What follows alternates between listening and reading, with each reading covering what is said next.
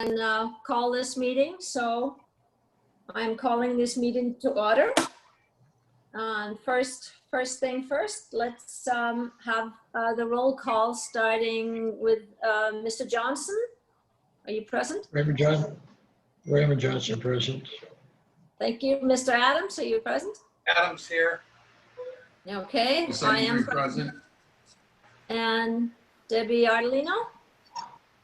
Mrs. Ardolino? Thank you. All right. Here for the record. Wonderful. Thank you, Debbie. Pledge of allegiance, please. Jessica, can you roll that? Yes, I can. Thank you. I pledge allegiance to the flag of the United States of America and to the republic for which it stands, one nation, under God, indivisible, with liberty and justice for all. Thank you, Jessica. That's wonderful. Our first item of the day is the patrol report as offered by our Deputy Sam Perez. Sam, you're up. Well, good evening, all. It's always a pleasure to see people again, in some manner, as always.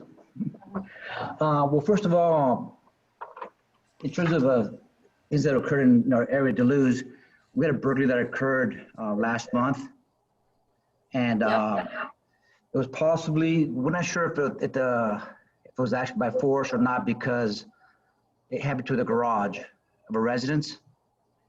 So we don't know if it was forced or not, because the garage door was left open part of the evening, in the morning. So we don't know if it was forced or not. But from talking to the victim and talking to neighbors, it came out that these individuals were possibly related to the burglaries that occurred in Fallbrook, Duluth. And from talking to the deputies in Fallbrook and talking to the victim and a potential witness, they've identified some people that are, I say, people of interest. I don't know if you see us now right here. I'm gonna provide this to the district, that way they can put them up on the boxes again. But basically, the individual right here was seen at the residence at 6 in the morning. This Jeep was seen there at 5 in the morning. So most likely, they're involved. The key thing about this Jeep is that it's white, older model, and has no plates on it. That's a big clue. And also on top, it has wheels on it. So instead of like a box up there, they have wheels on top of the vehicle. So those really stand out. I've been looking for the vehicle for the past couple of weeks. Unfortunately, I haven't seen it. But like I said, it happened in the month, last month. I'm sorry, what was that? We saw that Jeep at Lowe's yesterday. Kathy was saying we saw that Jeep at Lowe's yesterday. Lowe's in Temecula. On Margarita and Winchester. Okay. It's white? Yes, ma'am. Yep. By I don't know chance, who's driving it. I don't know who's driving it. I'm sorry, I didn't mean to. No, that's good. No, hey, any information we can get, we can pass it on to our team in Temecula, and also that way we have better time.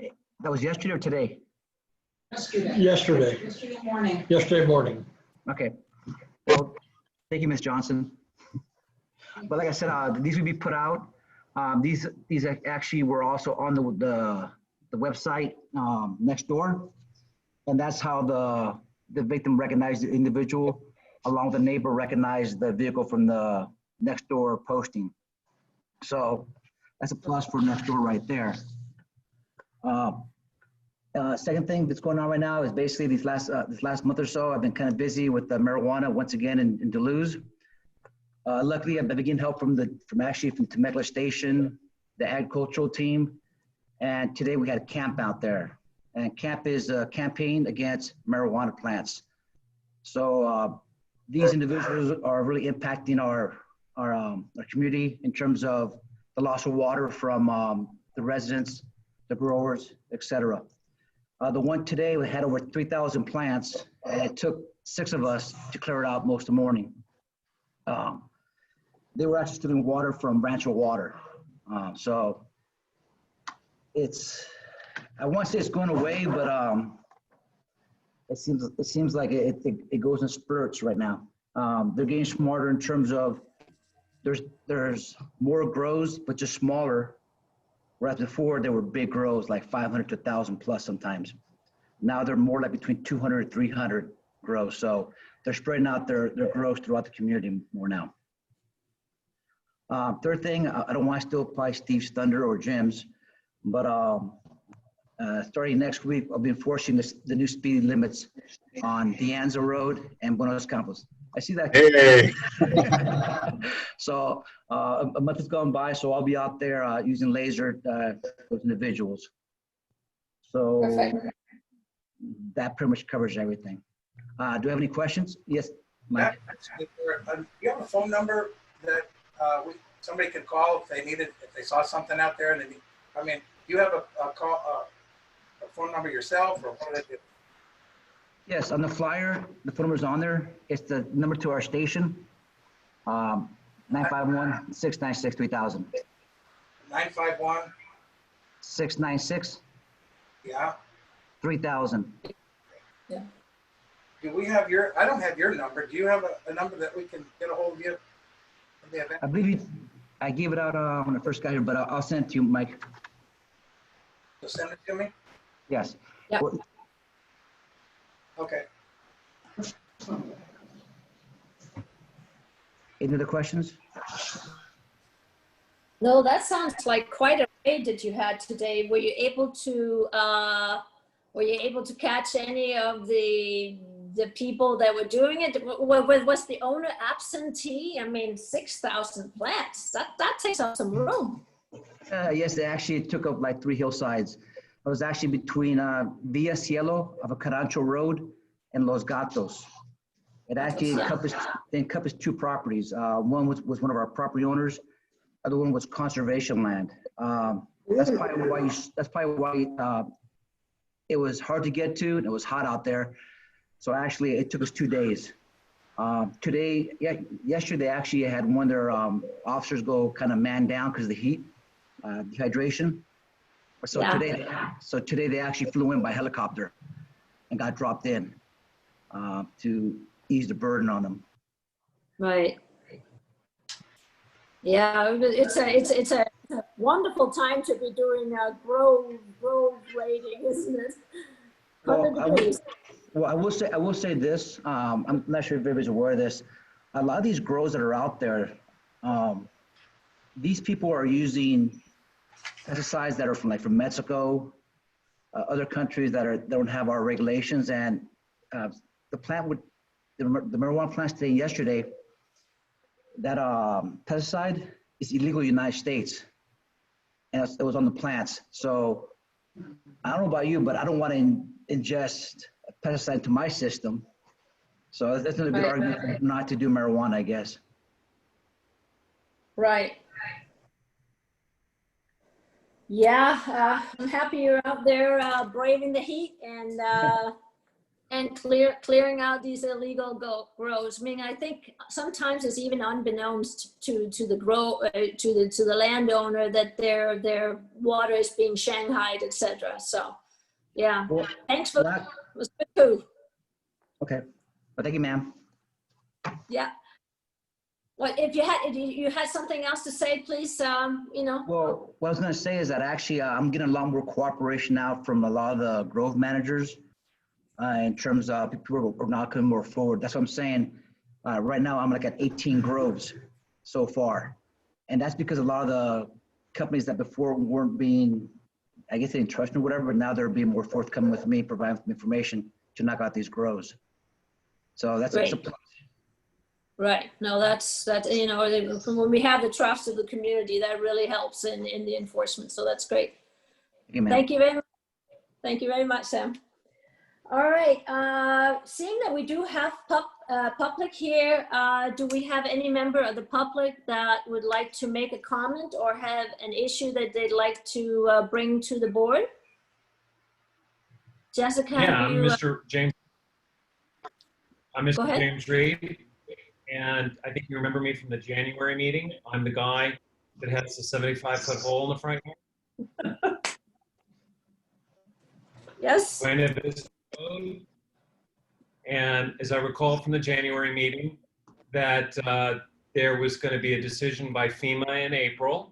So, and now we're 4 months from April, and I'd like to find out what's the updated status. I didn't really hear from anybody, so I would really like to know what's happening. Now, I would like to just add one thing. I've seen the signs, and I think that's a very good move that they put up, the signs, and they actually put some yellow flashing lights.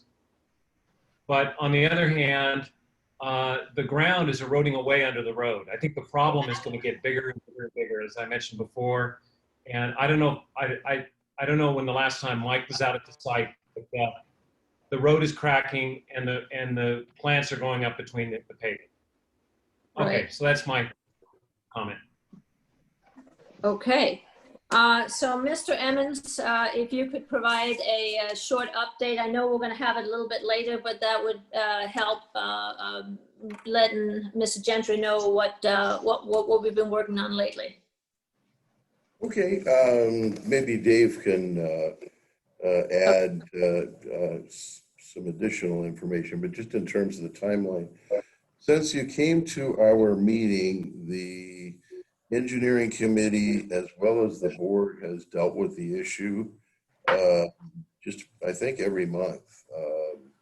And the decision was made that since there are already engineering designs, or were, that we should get the ball rolling, which was recommended by the committee and approved by the board, I think the month after you came. What happened is the first step is to get an environmental assessment that's required by law, and that has begun. Dave's office is handling that, so I'll let him report on that in more detail. But one thing, if you just want a quick, you want to quickly check the status, go on our webpage and look at either one of those, the board or the committee, engineering committee minutes, and or the agendas, and you'll be able to kind of see the process and what the latest update is. So right now it's in environmental. That process will probably take until the end of the year, the end of the calendar year, which then would begin the process of determining how to get the project funded. And we've got Rancho California Water involved here also, and we're in communication with them. So that's the timeline. In theory, this could be next spring. But I guess at this point, I should let the engineer finish up here. Dave? Well, you pretty much covered everything. Like I say, we're about halfway through the environmental. And so you're correct. The environmental should be done somewhere by the end of the year. The best time to go out to bid is spring. Get it done if you guys have money available. You know, once we finish get all the proper permits, and then we'll bring back to you, you know, a final cost estimate to construct the project. And if you guys decide it's time to go out to bid, then we're eligible to go out to bid. So just pretty much exactly what you said. And then just to finish up with the money, this is not a primary road. So this district was formed back in the 70s, where the funds are collected and distributed by zone. Your zone has about $650,000 of funds in it, which would fund this kind of a project. But that would completely deplete the funding for the zone. So the next step is going to be working in how to finance this. FEMA, it's not a FEMA project right now. They turned it down a couple of years ago, which is why it's not been built. So it's probably going to be funded locally, but we are looking around for other funding sources. So, you know, maybe we're going to get lucky, but as of this moment, we are not in that position. So, and I know Rancho Water is looking also, and they have other kinds of sources being a water district. So there may be a possibility there also. Okay, so the takeaway that I'm getting is that environmental at the end of the year, you might go out to bid the beginning of 21. If the funding's available, then road work would probably start next summer. Am I That's what we're understanding shooting everything? for. That's what we're shooting for, yeah. But the big question mark is funding, and it always has been on this project.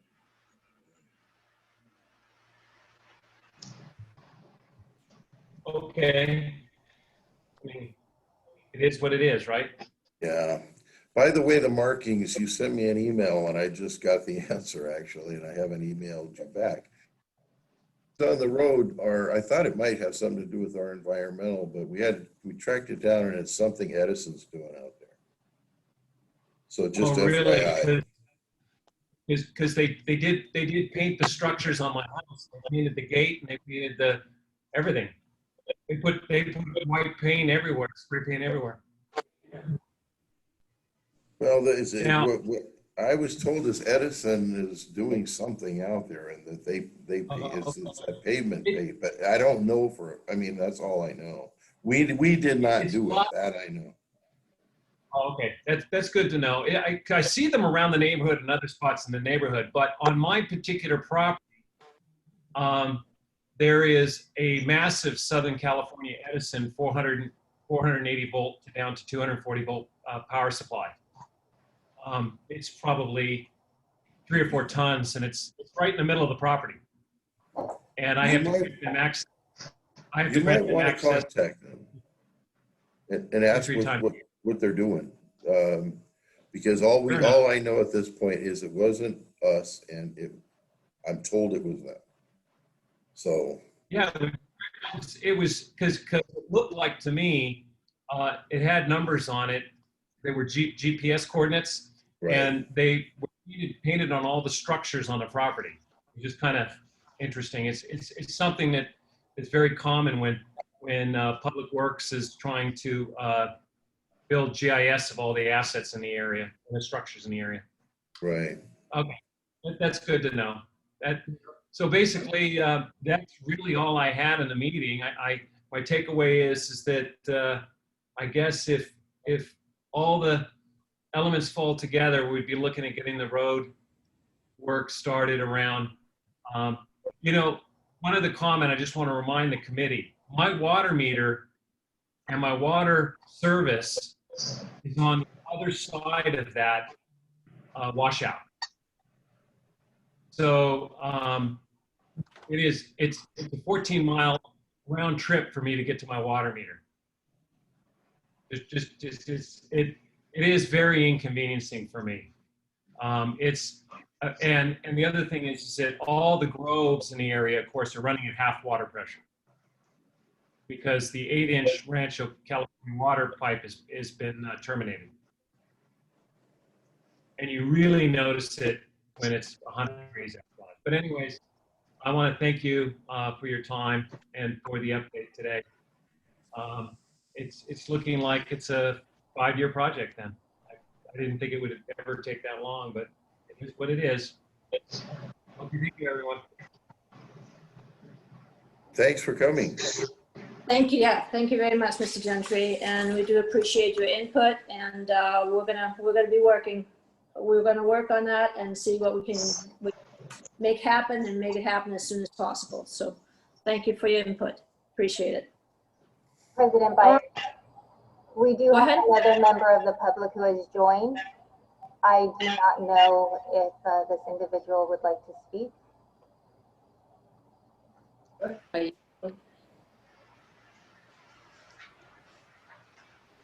Nope. Okay. Well, no comment at this point. Okay. All right. Well, thank you very, very much, Jessica. Huh? Item D is information only, and it concerns financial statements and statement of investment policy. So if there are any questions from any member of the board, we can deliberate. But if not, then you have the information at this point. And I have a question. yes, go ahead. Maybe for Teresa. On page 2 of the general district operations, it looks like our G&A is up over $1 million now. So I thought that, just a year or two back, it was about eight in the 800 range. What's popped it up over $1 million? I'm sorry, I can't hear you very well, Mike. Could you repeat that, what you're looking at exactly? I'm looking at page 2 of general district operations. And just the expenses, G&A, it says $1,028,596.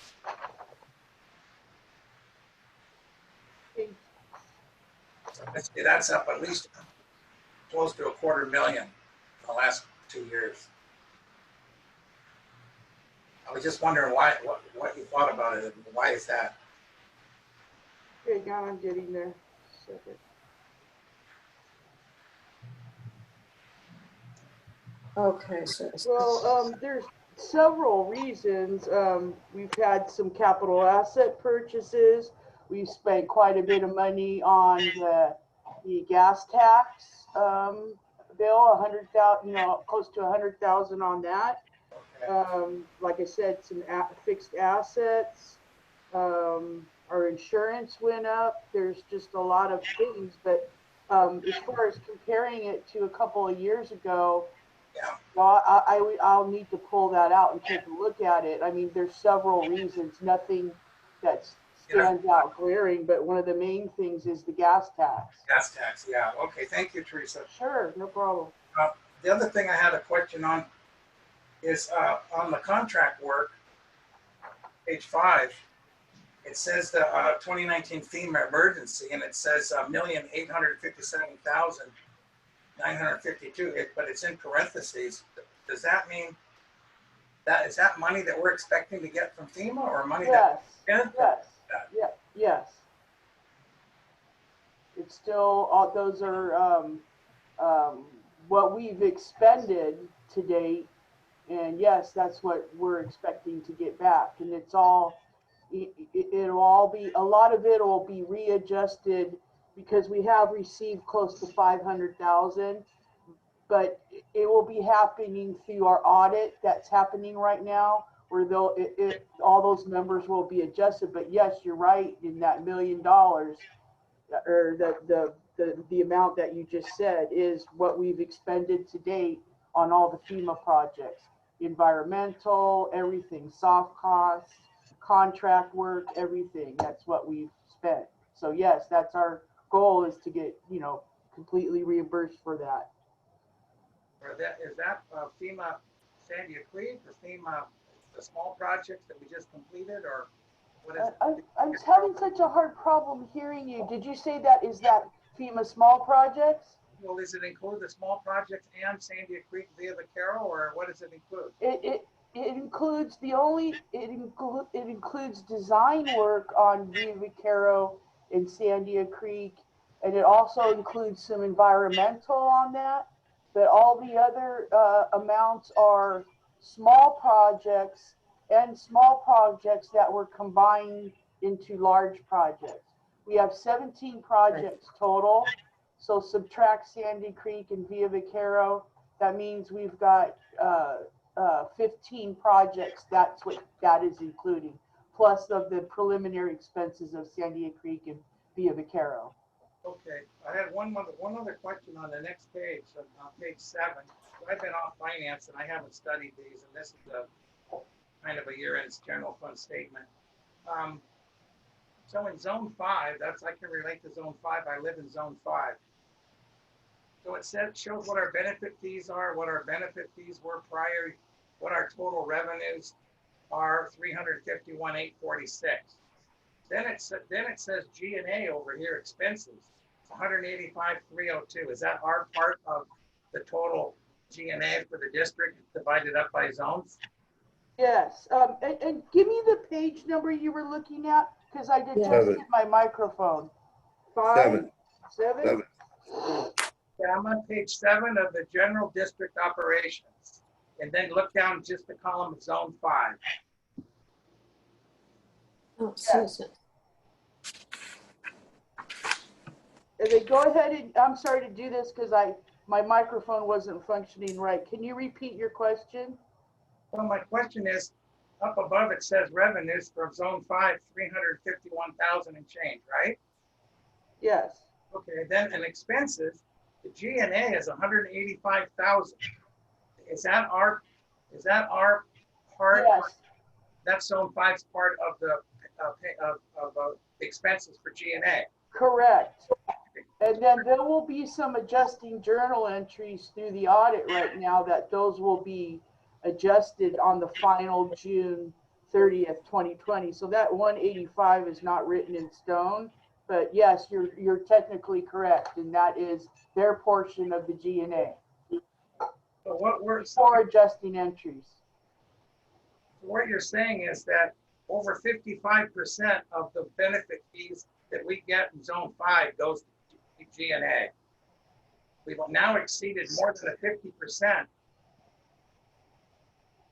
You know what, Mike, what I'd like to do so I can really look at it and answer your questions is, I mean, could we maybe talk or something on the phone? Because I would need to pull out some stuff and, you know, you're throwing out figures and I kind of want to be able to look at it and make sure I'm answering your question correctly, because like I said, there still is a lot of adjusting journal entries. So if you're just looking at this right now, this is pre-audit where they take, you know, certain adjustments and they'll adjust things. So that's fine, Teresa. Thank you. Yeah. I don't have any further questions on that. Okay, so so for action on the information only as regards to financial statements, you and Teresa will discuss this further by telephone. Is that correct? Teresa? That's fine with me, but just in a short answer, what he was asking is correct. That is zone 5's portion of the G&A expense. We don't need to talk on the phone. She already answered it. Right. Yeah. Okay. All right. Let's move on to the consent calendar, which is comprised of the minutes of the July 15th regular board meeting, the general funds claim for July 2020, the share of special tax claims for July 2020, and purchase orders, of which there are none. Unless anybody has any questions or anything to add to that, I'd like to have a motion to approve. I'd like to, pulling out item number 1, minutes of the July regular board meeting, item J. Yep. We pass the rest of the consent calendar if you like. I'm sorry, that I had a hard time hearing you too. Minutes of the regular board meeting, you'd like to pull that out? No, just item J. Yeah, you want to pull the whole meeting, pull the minutes out, and then we'll look at item J.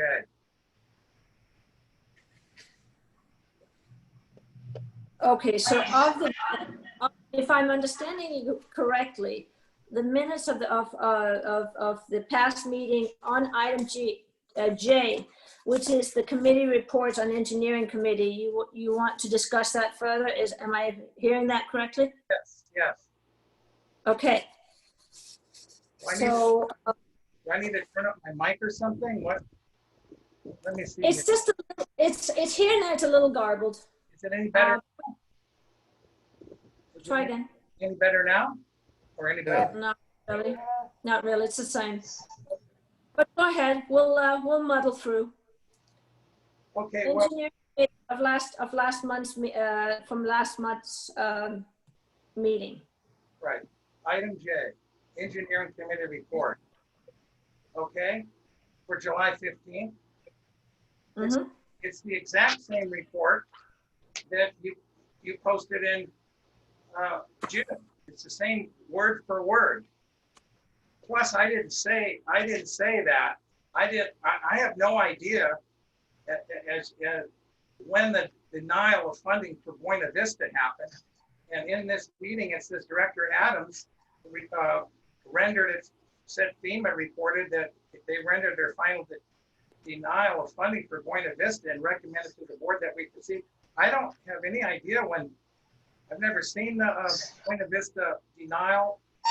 I don't know how I could be saying that. And that's the same exact, if you don't maybe have the June minutes, I have the June minutes. I have the minutes going back to 3 years.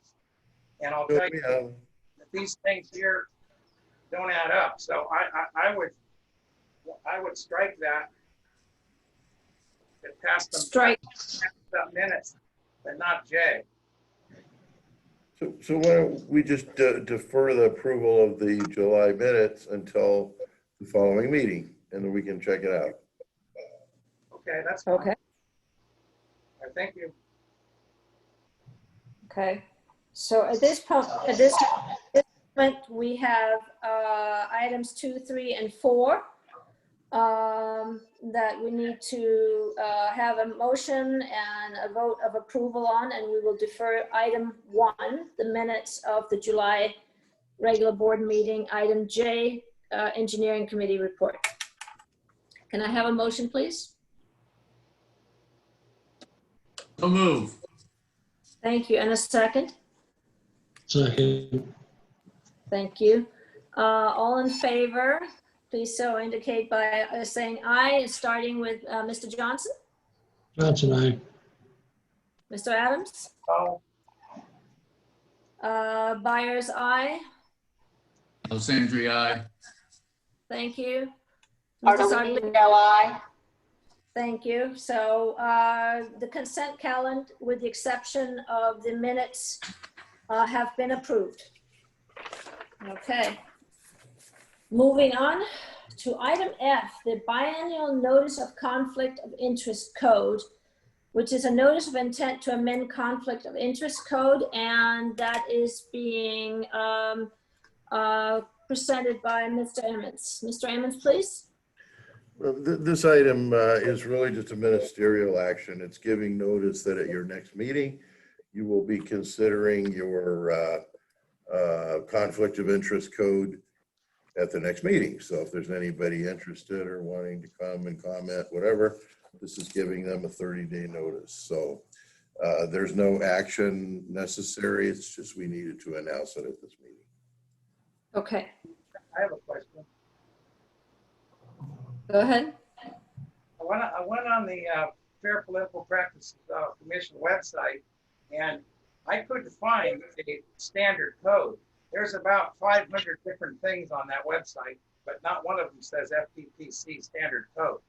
So what are we going to get? We'll need to know what's in that, won't we? Every agency has to enact it every 2 years, and you have one. Currently, it's in our district code. So this is just giving notice that we're updating it coming up next month. And it's a local code. And essentially what you're doing in this local code, ours is really quite simple, is you're designating who in the organization must file FPPC forms, the conflict of interest forms, that Form 700, I think it's called every year. And generally here in the current code, it's all board members. It's the general manager, maintenance superintendent, finance manager, and then any consultants, the attorney, the engineers, and those are done one time a year. Beyond that, it's pretty much just boilerplate. Got it. Thank you. All right. Thank you very much, Mr. Emmons. Item G, roadway reconstruction projects, Sandia Creek and Via Vaquero, if I speak. Dave, if you can bring us up to date on what's going on. Okay, thank you, I will. Okay, on Sandy Creek and Via Vaquero, they have, our consultants, Ultra Systems, has finalized their report, turned in today. And now they're filling out the actual permit applications. They're updating the permit applications they did before to take into account the new areas that were added to that. All these things will then be turned in early September to Corps of Engineers, Water Quality Control Board, and other agencies that look at this stuff, the county, and it'll go through its review period. So this will be probably then go and not get done most likely the end of the year, and therefore it'll be on the same track as the other one that we talked about, Buena Vista, and most likely will get built, starting in the springtime. So Okay. they're behind schedule again.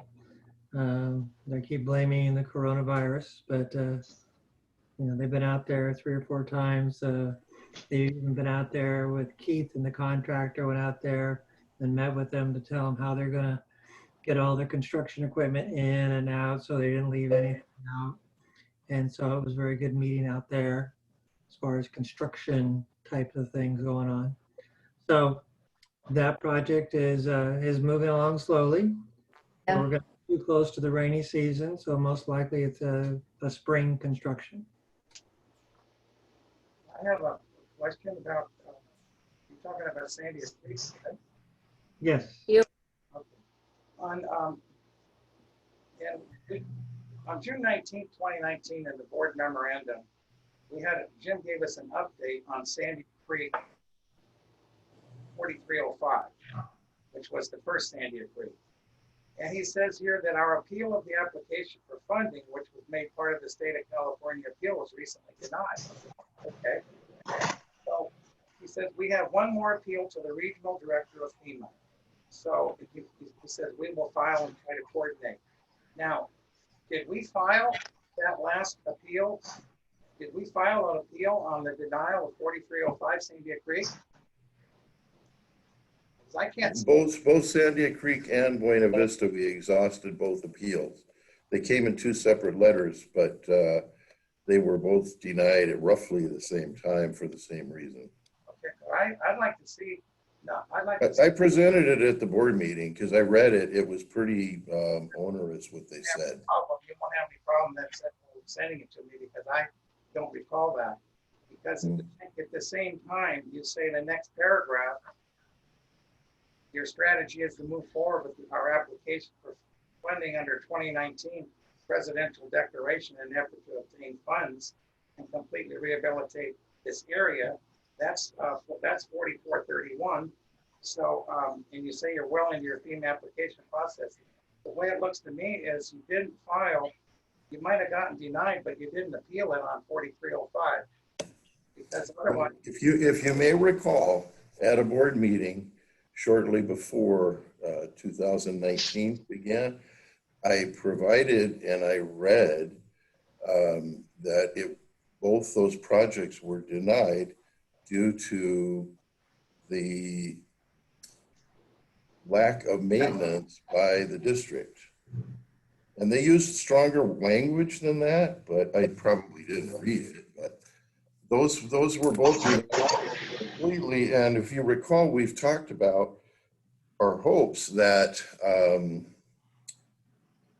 the denial of 2016 doesn't bleed over and impact the 2019 application. So we've talked about that a number of times. well, yeah, well, wasn't it the 2017? There's no FEMA 2016 that I've been able to find. It was 2016, as I recall, was when both of these washed out. And it was the final denial. I think there were 3 appeals. There's usually 3 appeals on FEMA. And that came in right before the 2019. But I seem to, I think it was like November, and then this occurred in February, something like that. But I think we can dig through the records, it's in there. But I know we talked about it at the board meeting where it was finally done. Yeah, I don't recall that, so I'm requesting the FEMA denial letters for both 4305 Buena Vista and Sandia Creek. Sure. Thank you. It's like, you know, you had the other thing that's puzzling is that you said here in 2019 in June 19th, you had we had completed a mandatory first meeting by telephone, and the first on-site meeting where we met with a 3-person team to review our application, which was complete and in order. And oddly, our Scott Harvey resigned the day before, and you said in your memo that he didn't want to be on that phone call. Do you know why? I would appreciate if you could find out. He's never told us that. I don't know. You have a letter in here that said he was under a lot of stress or something, and that was it. His denial letter. If you find out, I'd like to know. I think we all would. You're the one that said he didn't want to be on that call, so you had contact with him. Let's refresh your memory. We had a call at 2:00 on a Monday, whatever day it was, and he emailed his resignation at 5 minutes until that time, and I haven't spoken to him since. I didn't hear you. What? I said he resigned 5 minutes before that meeting by email, and we haven't. Well, I have spoken to him, but he doesn't give a reason. He was just stressed out. All right. Well, thank you. Okay.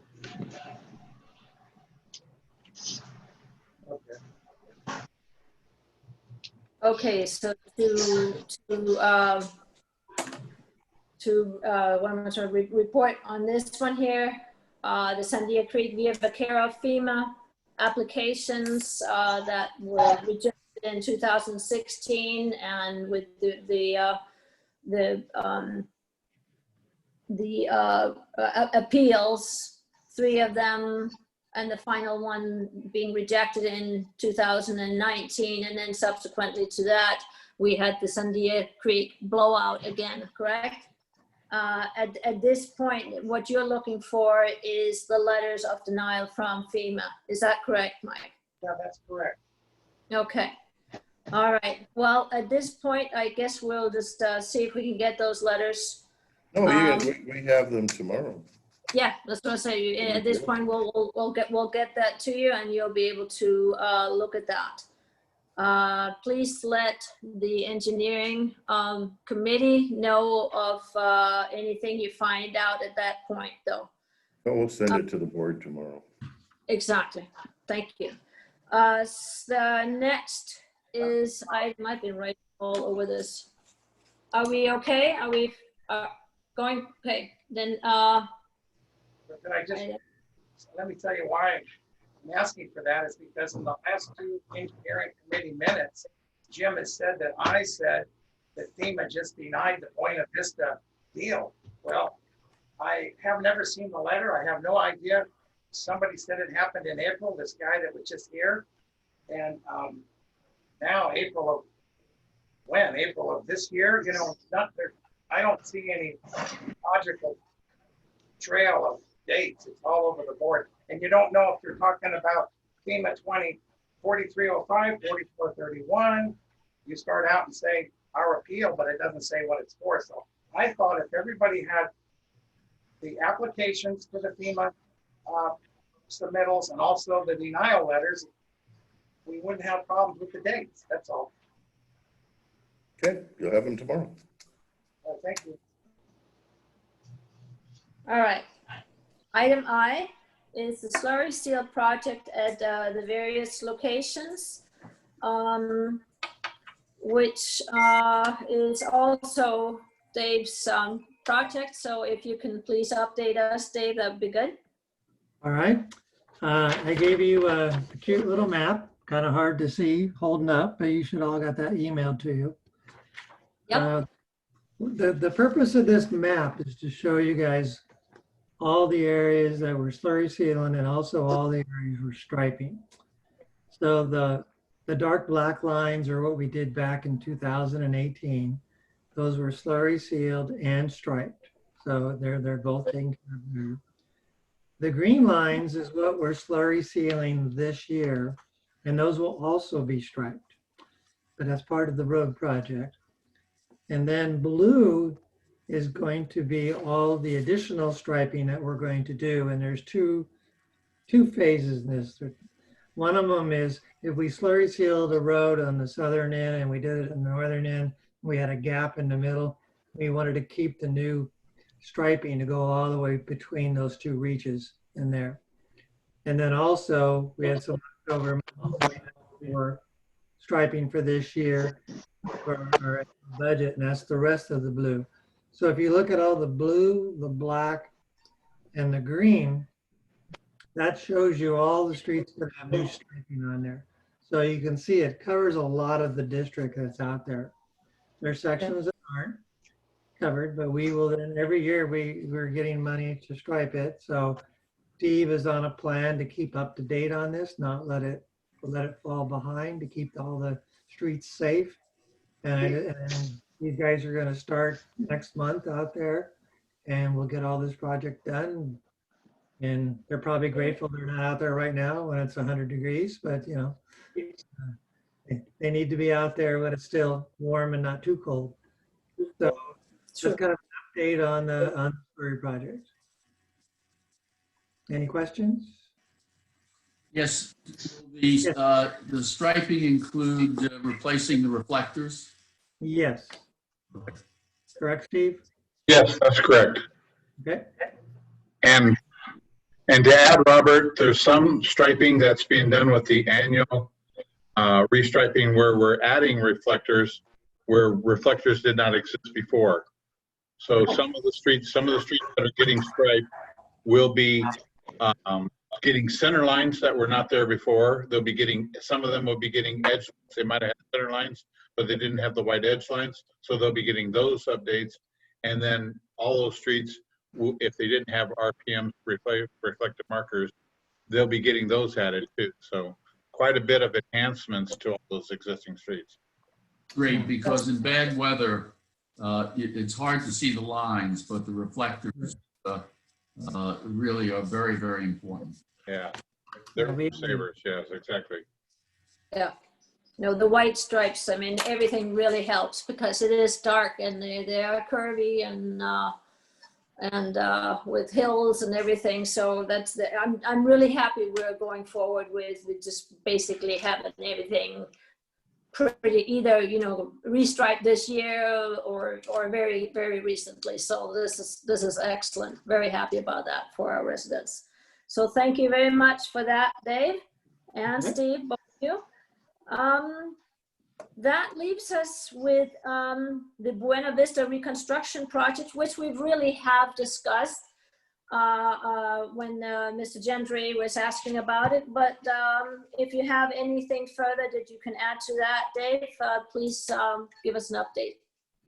I really do not. We pretty much covered everything that we have out there. I did use a different firm on this one. I used Rincon out there on this one. They're performing much faster than Ultra Systems were on the first one. So I'm very pleased with it. They're two fine firms. It's just that one firm is not working as fast as they should have been. So anyway, they're moving along at a nice schedule and pace, and we'll get this project ready to go. Let me just ask again, who is the new company that's doing the design project for us? Well, they're doing all the environmental report. It's called Rincon. Oh, Rincon, yes. And so they're a big environmental firm, just like Ultra Systems, and those are the two main ones we go to. Okay, great. Okay. Good to know. Yes, I appreciate that. Thank you very much. Good work as always, Dave. We are moving on to item 8, traffic safety, and that is Steve's bailiwick. So please, Steve, go ahead and fill us in what's going on. All right, well, thank you, and shout out to Sam for enforcing the new speed limit signs that we're putting up. So we'll appreciate that, Sam. And if there's any way we could get some feedback from you as to, citation issues or what you see, or if your presence out there makes a big difference, we'd like to hear from you. So we thank you for that. We have the weight limit signs also got put up based on the ordinances that you guys passed. And so those are also in place. And then to update you with the county, they are still trying to get out and take care of our requests. So they kind of are apologizing because they've had, I think, a lot of staff members that have been out due to COVID that have had to be quarantined. So they haven't quite been able to meet their schedules like they promised 3 or 4 months ago they were hoping to do. So we're still waiting for them to restripe Duluth, and we're hoping to get that in here before the inclement weather that Robert's talking about, because that was the big thing I wanted them to do, was fix all those RPMs on Duluth Road and get the painting all up to snuff before the winter. So we're still working on that. We're working with them closely on Rancho California Road to get up advanced signs to say that Sandia Creek has a 7-ton weight limit, so that people don't start down to Sandia Creek down Avenida Toro, or then have to finally turn around, kind of thing like that. Keep them on Rancho Cal and turn them around up there. And we're also working with the county to, both counties, actually San Diego and Riverside County, to see about posting Duluth Road also with a weight limit. So that we should have, okay, and the final one was the speed limit on Rancho Cal. The county is still looking to take a look at that and try to reduce that between the Temecula city limits and the new stop sign at Avenida Doro. But they've deferred that study for a couple of months. So we're probably still looking at more like October, November before we hear the results. Oh, okay. And that's our report. County time is slow time, right? Yeah, I think they're hit hard, if they got so many areas and everything's slowing down like it did. It just, trying to get back in when you have no staff, it's tougher to get caught up, so. Yep. Yeah, we do know about that.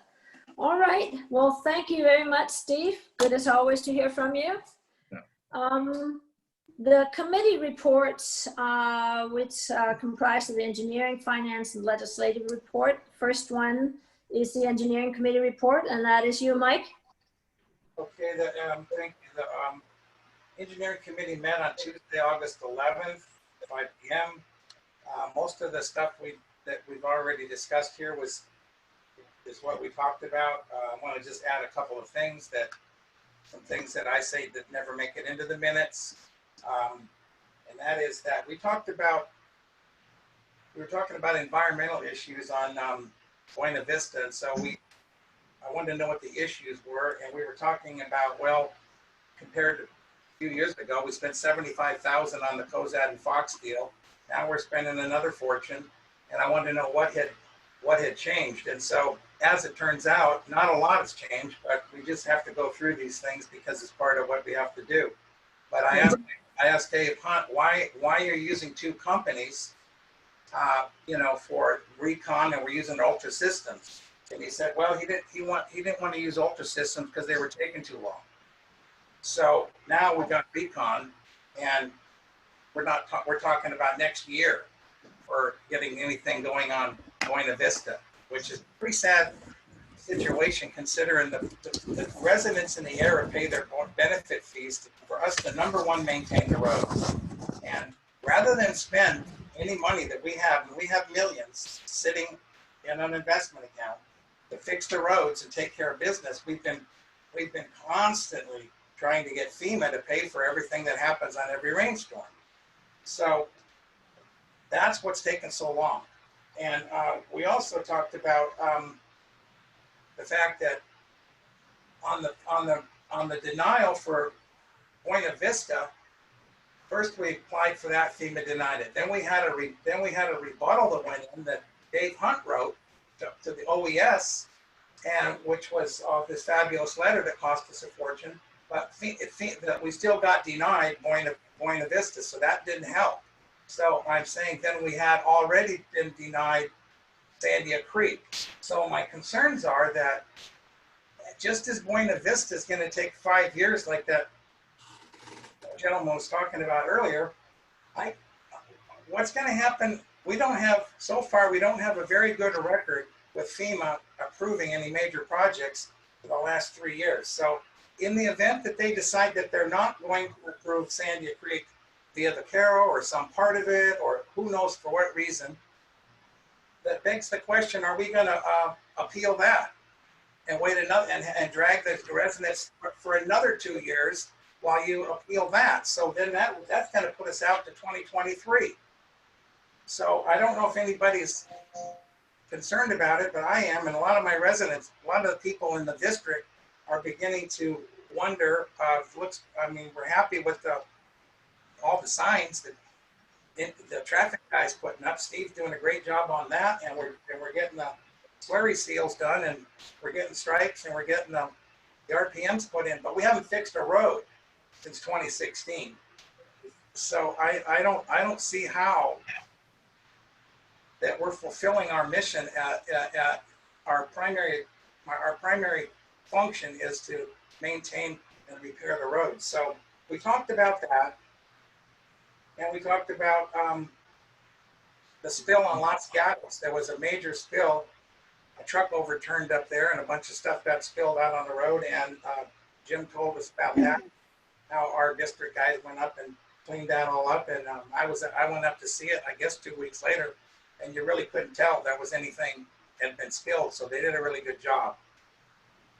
And the other thing we talked about was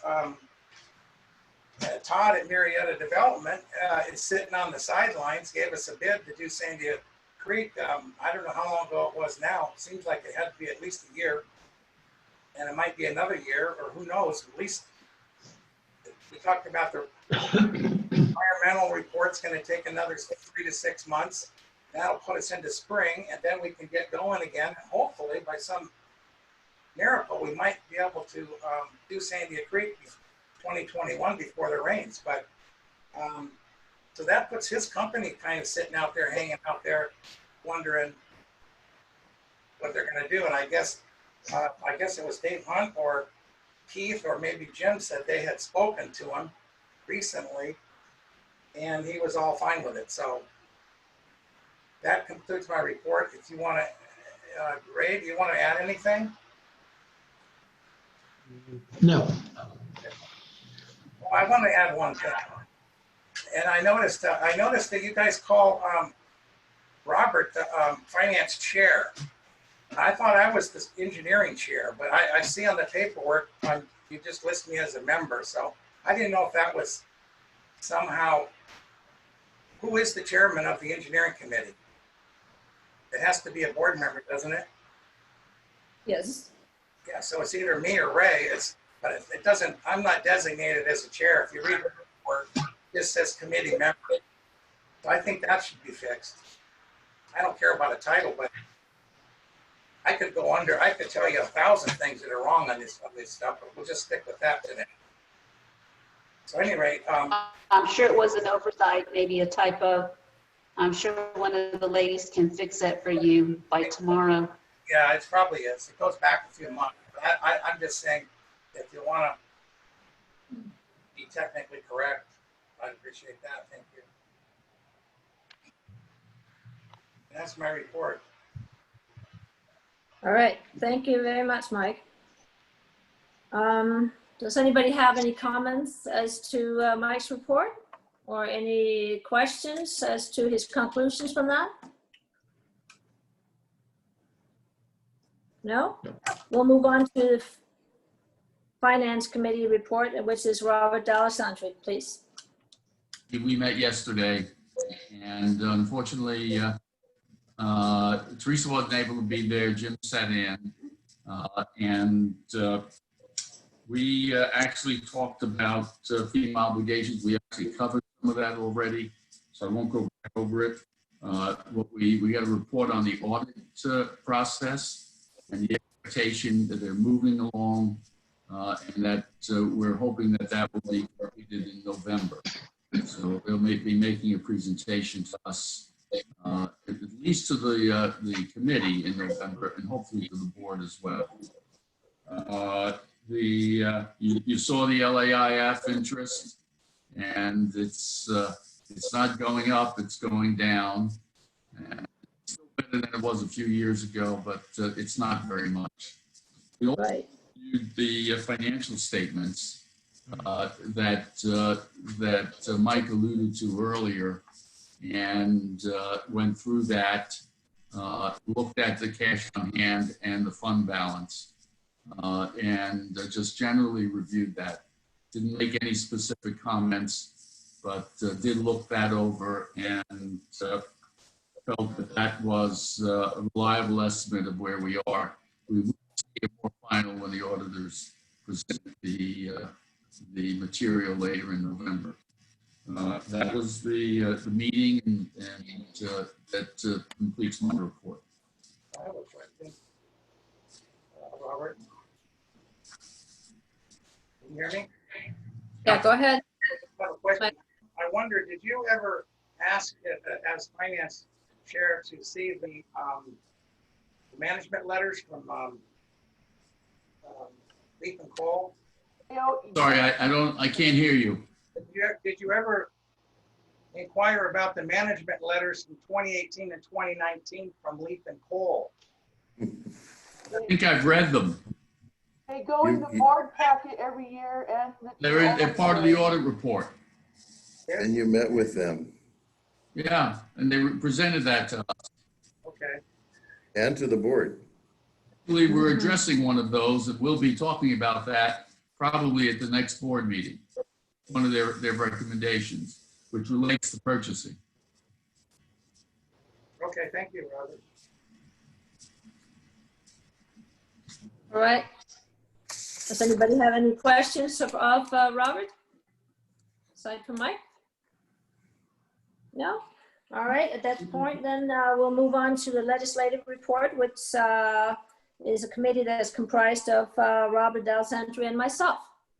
And we met about a week, 10 days ago at the office, actually, and we were suitably suited up and, you know, more than 10 feet away from each other. And I think we were pretty safe. So that was really nicely done, what you've done in the office to create safety for the staff. I really appreciate that, Jim. So thank you for that.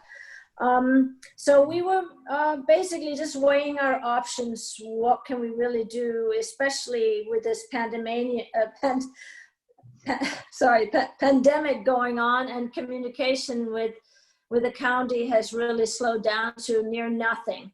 So weighing our options, what are we going to do? We're going to meet again in a couple of weeks again and see which route we should possibly take. So nothing was really decided upon, but we're starting looking in at that. And that's basically all I have. It's just still in motion, not going away from this. This is very important that we get some relief for our residents of Duluth, but haven't really settled on a way to go at this point yet.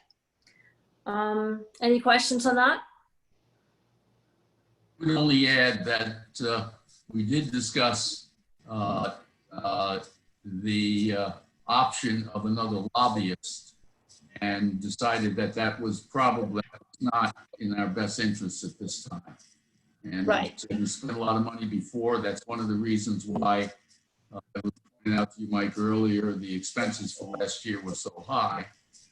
And we decided that that was not a very likely or option that we would pursue. At this time, that's correct. Exactly. Yep. Thank you, Robin.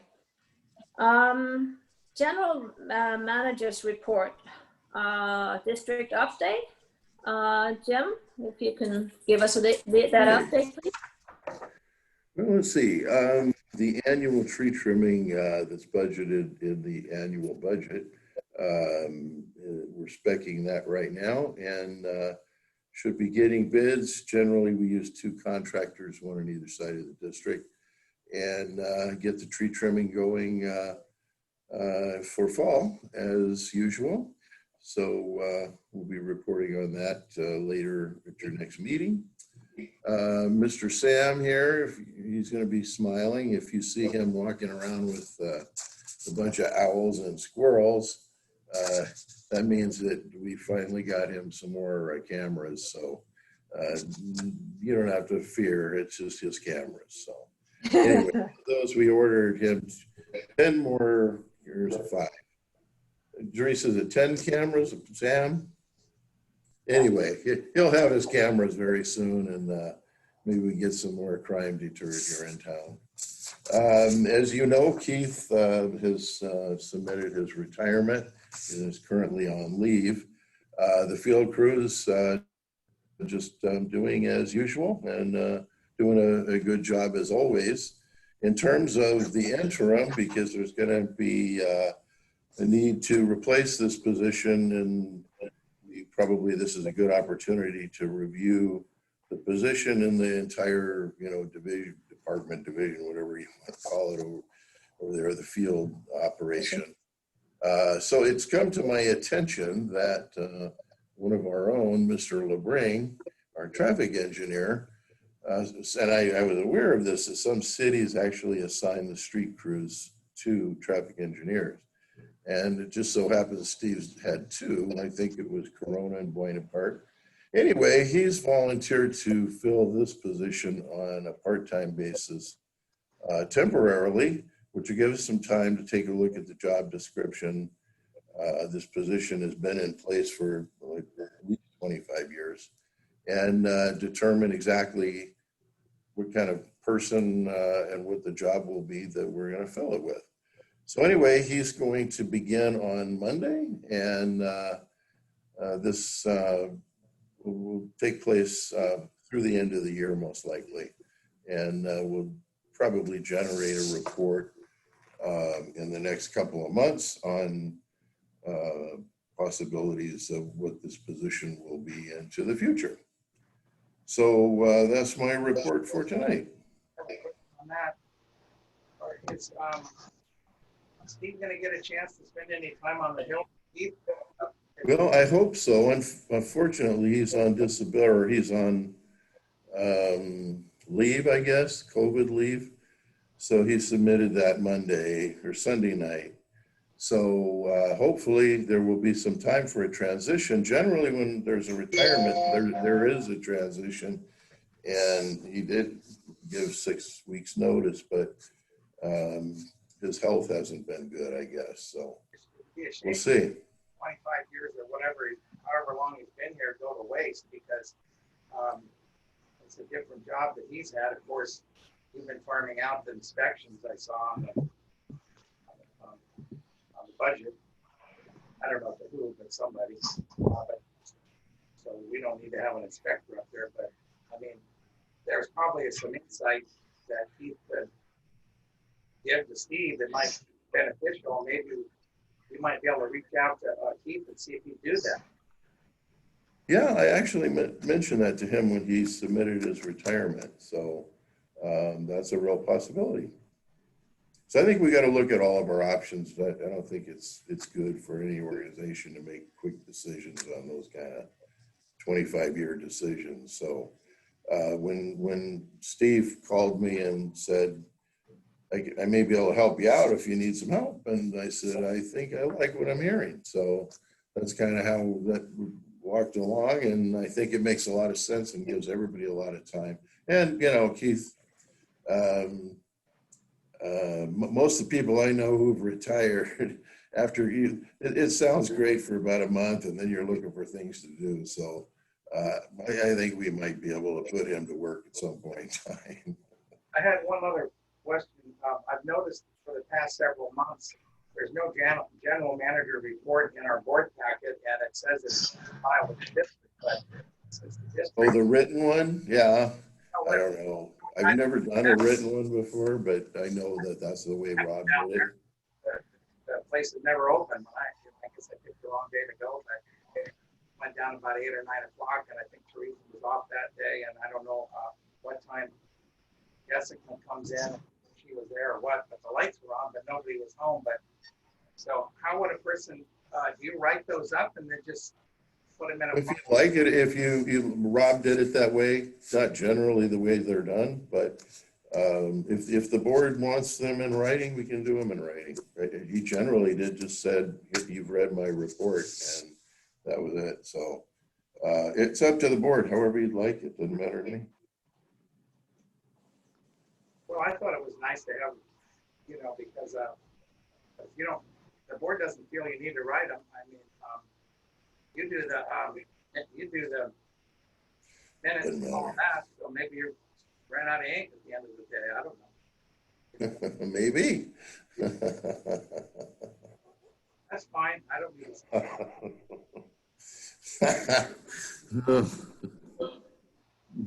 I just was Well, wondering. it seems to me that basically when you give us your verbal report, it is then reported on in our minutes for the following meeting. So in a way, we do have it in writing. Either way, it goes in the minutes, but it doesn't matter to me. I don't know. Maybe you guys can just kind of let me know. Observation. So does anybody else on the board have an opinion regarding Mr. Emmons' report tonight? Any questions? I have something we need to add to Jim's. In your packet, you got some maps in there for track map 35815. It's in your packet you got for the meeting tonight. It's a track map that's going through the county of Riverside. Just wanted to make sure that you guys were aware that it's almost approved down there. We have approved the street design for the new cul-de-sac that the district will eventually take over. It meets all our design criteria and slopes and widths and right of way and all that stuff. I just wanted the board to be aware that there will be a track coming in. It's got 8 lots to it. I have no time for when they want to build it. I will know more once they get their final approval out of the county. But I just wanted you guys to be aware this was coming down the line. Yes. That was it. Unless Jimmy, you want to add to that? No, thank you. Okay. I did see it. So eight I think it parcels. went out under your report, but it's in there. It was in there. Yeah, I saw it. Yeah, there's sorry. eight lots, and they meet the 5 acres per lot criteria, and so it's in there. And the county is, like I say, they're the ones that review all the grading inside it, and they make sure that they're following our design criteria for the roads and all that. So coming down the pike. So eventually, when they do that, and then we'll get information on accepting that cul-de-sac. It'll be a brand new road. We shouldn't have to touch it for like 20 years, and they'll pay their fee per site, that we have established, for that area. So that'll be money that goes into your bank. Okay, good. Yeah. I was just But going it's going to generate quite a bit of traffic though. So although there's a new road going directly through the project, there's going to be that much more traffic that is going to be coming down from Carancho and onto, I think it goes on to Sandia, doesn't it, from Carancho? Yeah, I think so. Yes. Is it up from? But if there's 8 lots, I know Steve can correct me, but typically it's 7 trips per day per house. Yeah. Maybe 56, maybe 50 or 60 more trips Yeah, a day. during the whole day. Okay. Yeah. Yeah, I just see that. That's good. Thank you very much. Okay. I think that does conclude the general manager's report. Thank you, Jim. And we move on to the legal counsel matters. And Ward, that is you. So please give us your report, please. before I get into, can you hear me okay? Yes, very clearly.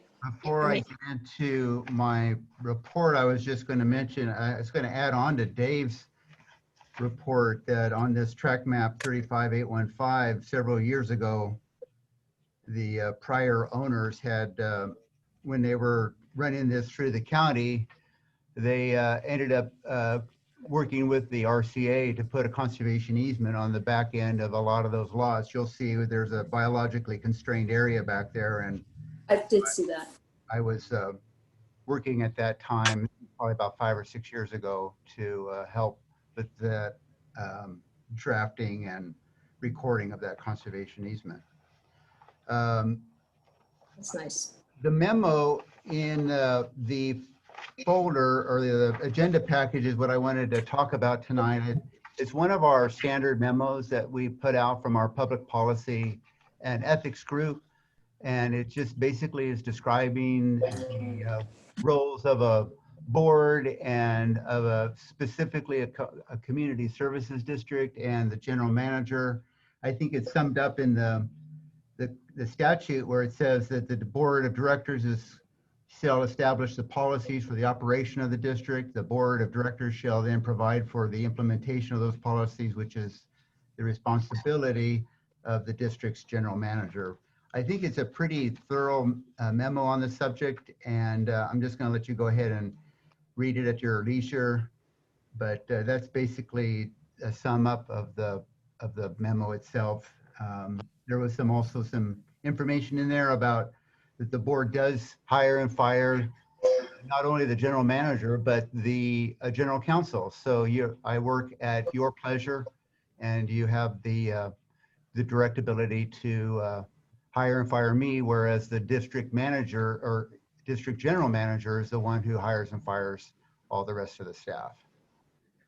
So I hope that's helpful. And basically that's my report, Madam President. Thank you. Thank you. I have a question. Dude, go ahead. Okay. And there's a statement here that you made, which is that the governing board body generally prohibited from giving orders to public employees and ostensibly from contacting them in any way, except for the purposes of inquiry. Inquiry, yeah.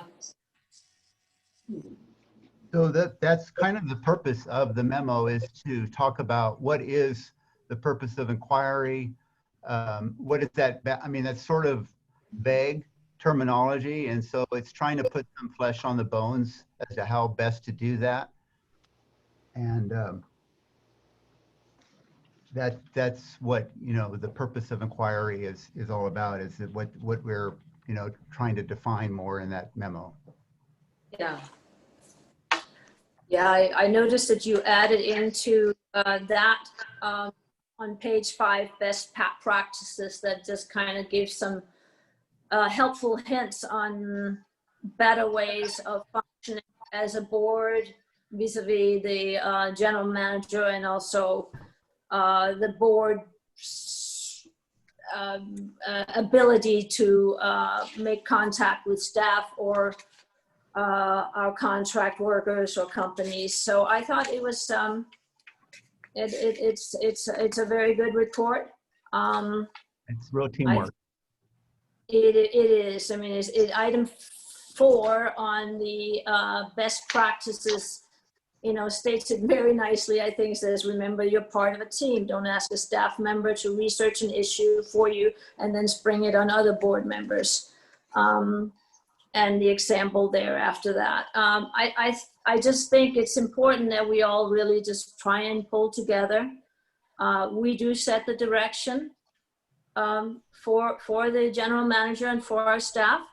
And I think we should, as much as possible, do that in a board meeting forum, so as not to shortcut any other board member and any issues he or she may have with that, because they won't be able to have a chance to weigh in at that point. I do thank you for putting that report through, and I thought it was very timely, so thank you very much. So I have another question. Go ahead. So, Ward, you're not a public employee. You work at the pleasure of the will and pleasure of the board. That's correct. Okay. So if I were to say, oh, look, we've got this issue. I want you to look up and do. In other words, I would go to you and say, I want you to research this and tell me whether this is a good idea or not. Is that appropriate?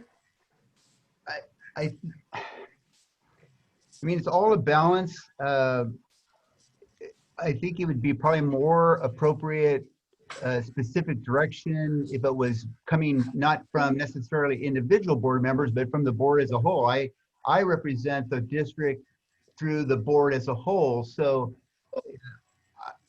I don't think I would be able to take individual direction from one board member as much as I should be taking it from the entire board.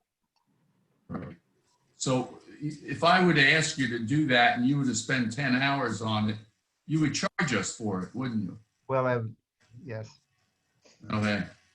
So it really should probably come from the board, Yeah, it should. individual members. We all want to agree to use my services rather than just one particular person.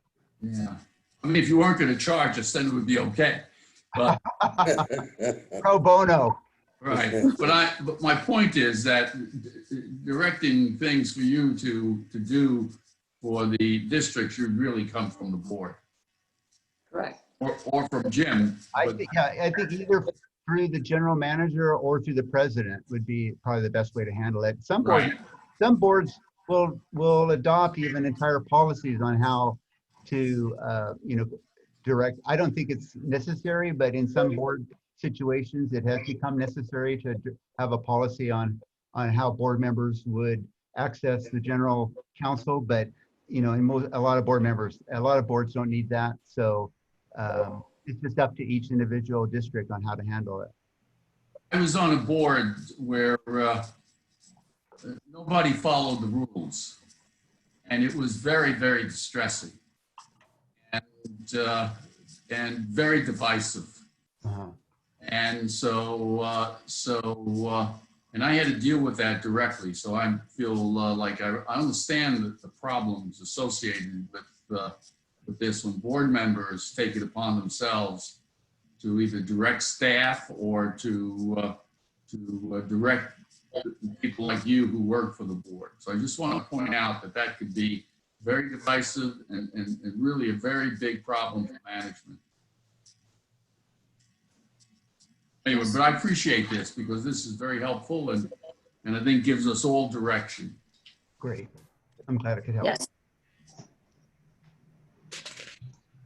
All right. Does anybody have anything to add to this particular matter at this point? Debbie, Ray? No. Robert, myself? Nothing No. here. Okay. All right. Well, we thank you very much for your enlightening us on the board's duties and responsibilities. That was really good.